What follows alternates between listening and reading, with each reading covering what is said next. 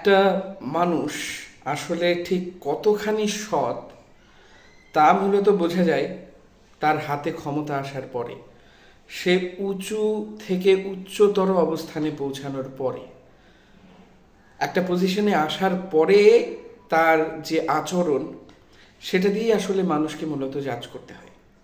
তো অদ্ভুত একটা ব্যাপার হলো বাংলাদেশে, আমিও ভুল করে বলেছি কিনা জানি না, বাট আমিও একটা সময় বলতাম যে একাত্তরের আগের বঙ্গবন্ধু, বঙ্গবন্ধু বলবো না, মানে একাত্তরের আগের মুজিব, মানে তাকে আর 72 থেকে 75-এর মুজিবকে এক করা যায় না। একাত্তরের আগের মুজিব হচ্ছে সভ্য, সভ্যসাচী, সুন্দর, হ্যাঁ মানে যাই হোক সূচি, খুবই খুবই পুণ্যবান।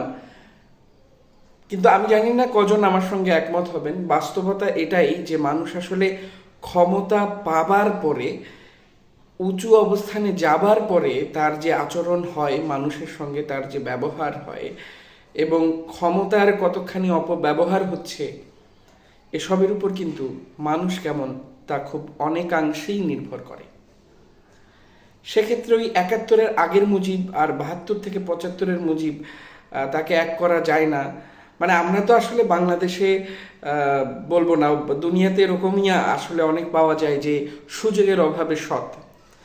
এখন আপনারা শেখ মুজিবকে কিভাবে বিচার করবেন সেটা আপনাদের উপরে, কিন্তু ওই আগের একজন আর পরের একজনকে মেলানো যাবে না। ইয়েস, পিপল চেঞ্জ, মানুষ পরিবর্তনশীল, মানুষ পরিবর্তিত হয়, কিন্তু আমি মনে করি মানুষের আসল রূপটা সবসময় তখনই পাওয়া যায় যখন সে চেয়ারে থাকে, যখন সে ক্ষমতায় থাকে, যখন সে সত্যিকার অর্থেই তার রূপ দেখানোর মতো অবস্থান তৈরি হয়ে যাওয়ার পরবর্তী অবস্থায় থাকে, তাই নয় কি?